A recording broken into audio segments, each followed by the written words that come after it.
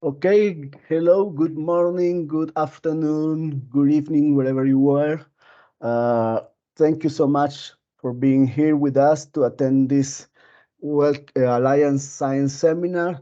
This time we're going to talk about the key facts from a traditional Colombian food market, Galería el Porvenir, that's the case.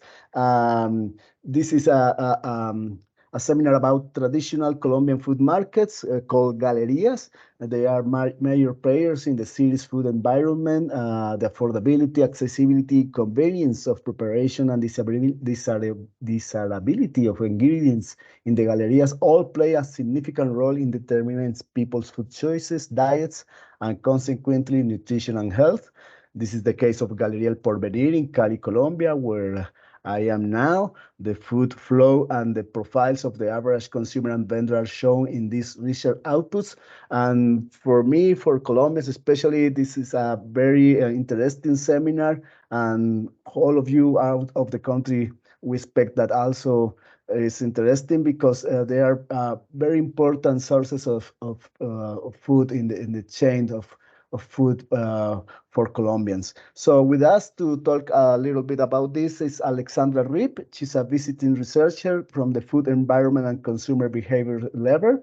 So let's welcome Alexandra, and thank you so much for being with us this morning to wake up early to share with us this interesting presentation. Thank you for being here, Alex. Thank you so much. Thanks for having me. It's been a pleasure to work as a visiting researcher with the Alliance, and it was an amazing opportunity to join last summer to the headquarters in Palmira, Colombia. And I spent about 2.5 months conducting this case study in the city of Cali, which is the third largest city in Colombia. And now I'm joining from the University of California, Berkeley, where it is quite early. So good morning, everybody. So I'll start by explaining a bit about what traditional markets are. They're called wet markets or public markets. They're spaces that people can access all sorts of ingredients and in addition to prepared foods. And they're a really important part of the food system, which is the complex network of entities that brings food from farms to people's plates ultimately. Um, and despite their critical importance to the food security of people around the world, there's a pretty significant data gap on what happens between wholesale markets, where a lot of food is aggregated, and consumers. And food is distributed in many spaces in between those two places. And a big place for that is traditional markets. And they're really neglected by policymakers and researchers around the world. A part of that is because there isn't much funding incentives to study traditional markets because they tend to rely on shorter and smaller supply chains, whereas a lot of research is put into supermarkets and export markets that have a lot more money involved. And as a result, the FAO recently said that traditional supply chains are invisible in national statistics, and that really enhances their vulnerabilities because public policy isn't going towards supporting traditional markets in many places. So the goal of this study was to sort of illustrate the role of traditional markets within a broader city regional food system and to gather some sort of baseline descriptive data. So quickly, I just wanted to cover some of the comparative advantages that galerías or traditional markets tend to have over supermarkets. They're described in many places as sort of chaotic and inefficient spaces, when in reality, that kind of offers them a lot of flexibility to the benefit of farmers, vendors, and consumers. So for farmers, traditional marketplaces are great because they don't enforce the same stringent procurement standards that supermarkets do, where often farmers will have to spend a lot of money in order to meet those standards. And if they're producing a sort of uneven supply of food, that can be absorbed by traditional markets. And traditional markets tend to absorb whatever is not bought by supermarkets as well. and they offer cash payments on the spot for that food. They tend to have much more equal power relationships between themselves and either intermediaries or the people that they work with within the traditional markets, rather than working with a giant conglomeration. And the ability to sell to a variety of different market channels offers farmers quite a bit of resilience, because they are able to find a consumer for their mix of products. For vendors, obviously, traditional markets are really important because that's their place of employment. But also, in general, traditional markets offer employment opportunities with lower barriers to entry, which is particularly advantageous to migrant workers. So in the Galería el Porvenir, I worked with quite a few Venezuelan migrant workers, and I spoke with some vendors who said that they consider their market stall to be sort of a trampoline that allows people to arrive from other places, either within the Colombian countryside or from other countries, gain some footing within the city of Cali, and then use that work opportunity to find other more stable work. They choose their products in the morning, and that allows them to carefully select which products they're buying to resell. And as a result of that intentionality, they tend to have much closer relationships with their consumers. And I met quite a few consumers in the Galería el Porvenir who go to that marketplace only to support their favorite vendors, which was encouraging to see. And then for consumers, that mixed supply from farmers is advantageous as well, because they get a lot of diversity in their food products. The prices tend to be much more affordable, and the supply chain of traditional markets tends to rely on local food supplies, so that supports resilience to global shocks. In general, there's less processed foods within traditional markets, which encourages healthier, more sustainable diets. They're located within lower income neighborhoods, which is great when they offer more affordable food products. And the fractioning or butchering that a lot of the vendors take part in doing allows smaller quantities to be purchased, which is really important for people who are receiving either a daily salary or generally have a more fixed or limited income. So I studied the Galería el Porvenir in the city of Cali. As I said, it's the third largest city in Colombia in terms of populace. The city itself and the surrounding municipalities have some of the highest rates of poverty within the country of Colombia. And the Alliance's new tool, the Plataforma Plaza Colombia, recently found that only 38% of households in Cali as of 2022 could afford the cost of a healthy diet. So it's really important to understand where people are able to access their food within this city. So in a lot of cities in Colombia, and as well within Cali, they access their food from either wholesale markets, supermarkets, corner stores, tiendas de barrio, or street vendors, or these traditional marketplaces called the Galerías. And the Galería el Porvenir was selected by the city's mayor's economic development office for the case study because it's middle size, which facilitated data collection, and it's really popular among locals rather than tourists.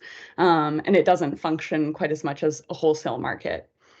So very generally, the research question was, what can be learned from one traditional market in a specific city in a middle-income country? And more specifically, what can we learn from the Galería el Porvenir about the broader food system within the city region of Cali, Colombia? And in order to answer those questions, I conducted interviews with 67 market consumers and 49 vendors between June and August of last summer. The goal of the study was to provide some sort of baseline descriptive information about the marketplace. So I asked about people's sociodemographic information. I tried to map the food flows, so some of the supply and demand networks, where food's coming from and where it is going, the management practices for unsold food, marketing relationships, and business expenditures. And then I asked quite a few kind of open-ended questions to assess people's opinions on how the market's functioning and its structure. So The very talented Carolina Polo from the communications team helped me prepare these infographics using data I collected.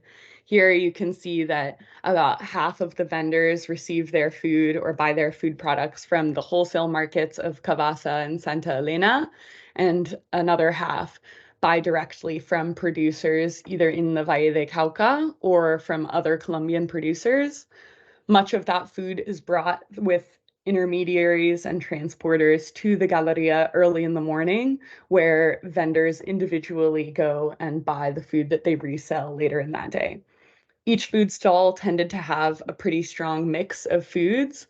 There was some specialization. So for example, meat vendors tend to stick to meat and they have the refrigeration and the technology and storage to support that. But produce stands tended to have quite a big mix. And I only spoke with 3 vendors who specialized in only one product. For example, only sold coconuts or pineapples or plantains.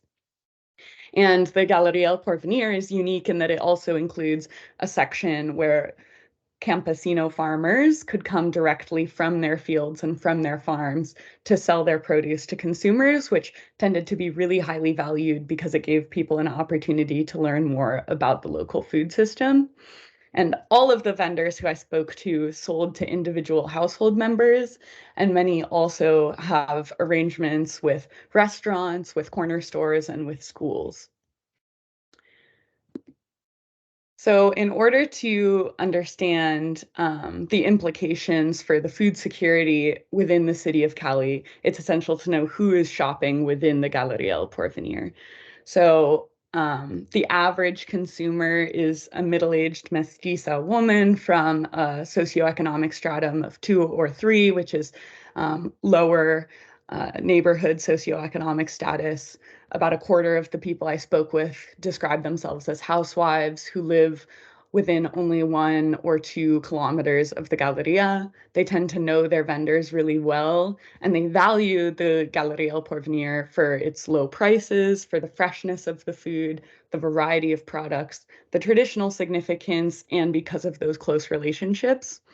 So I felt like this quote from one consumer really demonstrated those benefits well.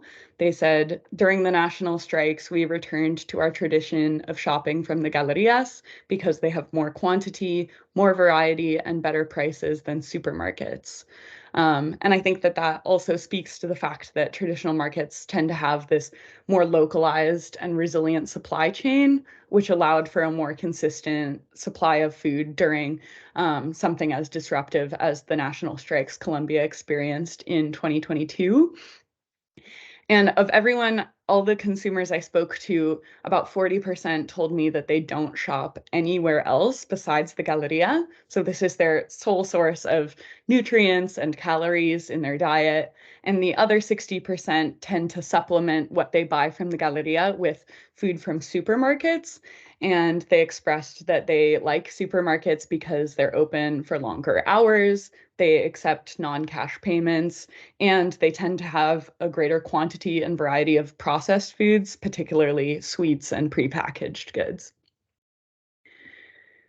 The city's mayor's department describes the inclusion of these vendors within traditional marketplaces as a key challenge. And that's because these vendors face quite a few challenges in ensuring that they have consistent work. They're challenged by low profit margins where they'll buy products from intermediaries or from agricultural producers, but then not be able to sell it for much more in the Galeria as a result of competition from other vendors and from supermarkets. And many complained about a lack of capital and a lack of experience with credit that would otherwise allow them to expand on their business. The average Galeria vendor has worked there in their market stall for over 30 years, which is a really long time. And they tend to work in close quarters, but despite that physical proximity, many of the vendors and consumers complained about a lack of camaraderie between and among vendors because they perceive themselves as competitors often. And as a result of that individualistic operation, I found that, interestingly, the greatest expense to their business operations is just the loading, transportation, and unloading of the products that they buy early in the morning, which if they were able to pool their resources or work together more, then less trucks would have to arrive in the morning, and potentially some of those costs could be cut. So one vendor expressed that there should be a union among the merchants to be more competitive with big markets like Santa Elena, because they buy in large quantities and get big deals that we don't, because this is a smaller market. And these vendors tend to offer a lot more flexibility in their prices than supermarkets. You can negotiate with them if you buy big quantities of food, or if you have a close relationship with them, they might offer you some discounts. And remarkably, I found really low rates of food being wasted. Almost 60% of vendors reported that they waste no food at all by the end of the day. And the food that is left over is diverted in a variety of ways. Either it's discounted and sold for much less, it's either gifted and given to NGOs, and much of it is bought by businesses, used as animal feed, and relatively little ends up trashed. So my conversations with vendors and consumers ended up having quite a few themes, and I feel that those themes also have strong policy implications and applications. So the COVID-19 pandemic demonstrated the fact that traditional markets or wet markets can have really consequential zoonotic disease exposure issues. There's also risk of parasites, and these issues exist in any type of market where food is served, but they're also just key spaces of opportunity to have discussions of food safety. Much of the food products sold within traditional markets are diverted from supermarkets if they don't meet the maybe physical appearance standards of a supermarket. But as a result, it's really important to ensure that these products flowing into traditional markets at least meet a minimum of health and safety requirements.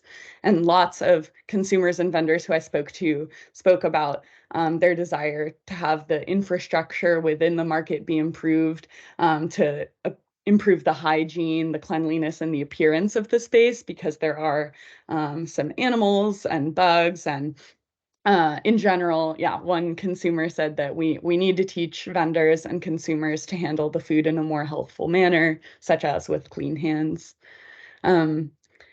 Many people talked about how they value the Galeria as a space that localizes their food system. They really appreciate the ability to speak with farmers who arrive directly. Also, vendors, even if they're not coming from a farm, many of them have ancestral connections with the countryside and tend to know a lot about the products they sell, and in general about Colombian agriculture. And so people reported that the Galerías help us increase our recognition that we are what we eat, and that we're lucky to have rich soil and nutritious agricultural products. And the leader of the Porvenir Market Association, José Duran, said that everyone should help the campo, or the farms and fields, because they sustain us all. And finally, I found that the traditional markets are really important spaces for promoting healthy diets. One consumer acknowledged the fact that under-resourced people typically shop at the Galeria, so it's an opportune place for promoting food security. And that's why it's essential to gather data on these sorts of spaces, who sells and buys here and what products are available, so that information can be used to facilitate people's ability to find affordable, nutritious produce that's culturally relevant in their neighborhoods.